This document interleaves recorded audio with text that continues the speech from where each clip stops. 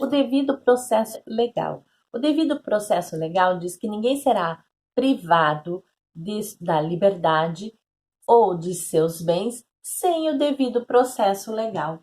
O que quer dizer isso, professora? Quer dizer que todo aquele que tiver que ser privado de seus bens precisará passar por um processo e tem que se obedecer alguns subprincípios que estão dentro deste princípio, que é o princípio base, é um princípio maior, o devido processo legal, onde ninguém poderá ser privado de sua liberdade ou de seus bens sem o devido processo legal. Então, para que seja observado esses princípios, faz necessário de que seja observado outros subprincípios. E quais são esses subprincípios, professora? Esses subprincípios, nós temos o princípio da fundamentação, da publicidade, o princípio do contraditório, da ampla defesa, da razoabilidade e da celeridade, ok? Então, vamos ver cada um destes princípios para que possamos entender como funciona o funcionamento do processo. Veja que esses princípios não é só adotado no processo civil, não.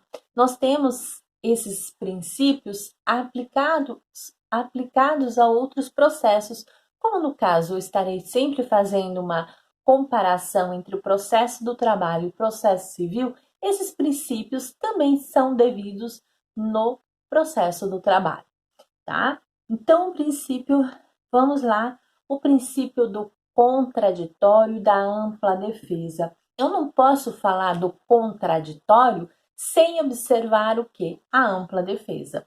Então, se alguém afirma determinada situação, tem que se dar oportunidade para que a outra parte também se manifeste a respeito daquela situação trazida ao processo. Aquela situação é uma ação e uma reação.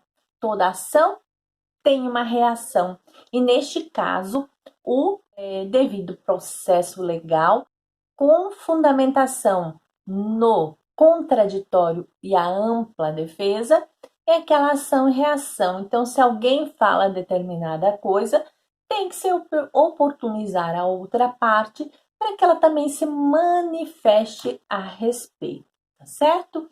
Nós encontramos este princípio elucidado no artigo 5º, inciso 55, que diz: aos litigantes em processo judicial ou administrativo e aos acusados em geral são assegurados o contraditório e ampla defesa com os meios e recursos a ela inerentes. Professora, será que eu posso entrar com um processo e o juiz pode deferir de plano meu pedido sem ouvir a parte contrária? É possível o juiz atender a este pedido do autor para que aquela prova não se perca, ou porque a pessoa está acamada, pode vir a falecer e se perder aquela prova que seria importante ao processo. Então, o juiz pode ouvir primeiro, conceder uma tutela onde a parte solicita ao juiz para que seja o quê? Para que seja ouvida a sua testemunha, para depois o juiz irá oportunizar o réu para que se manifeste a respeito. É engraçado que lá no processo do trabalho, quando tem toda essa fase, né, do processo civil, você entra com a petição inicial, você pode pedir essa tutela preventiva, né, no caso, para evitar um dano àquela prova.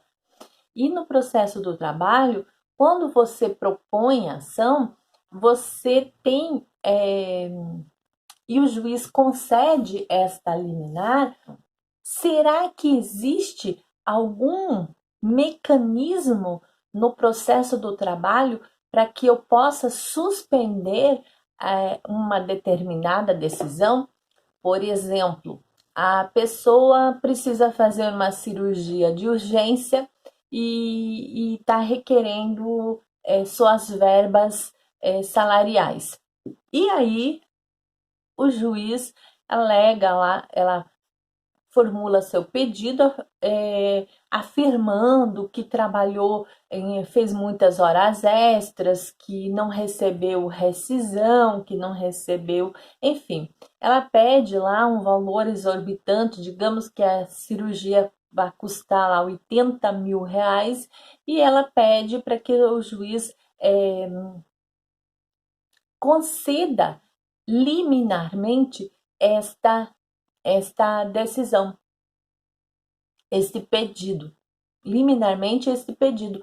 Aí o juiz vai o quê? O juiz não vai contraditar aquela situação em que um médico, né, que é uma pessoa especializada, disse que há necessidade de fazer aquela cirurgia. Então ele vai conceder. E aí, como é que fica o empregado? Será que o empregado vai acabar, o empregador, como é que fica o empregador? Ele vai acabar perdendo aquele valor, digamos que ele não, na realidade, ele não tenha tudo aquilo para receber.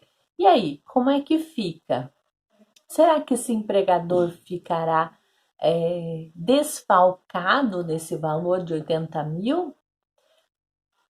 Será que existe alguma medida para que eu suspenda aquela execução daquela decisão? Existe. No processo do trabalho, existe um mandado de segurança. No processo civil, quando o juiz concede uma tutela, o que eu posso fazer? Eu posso agravar aquela situação, né?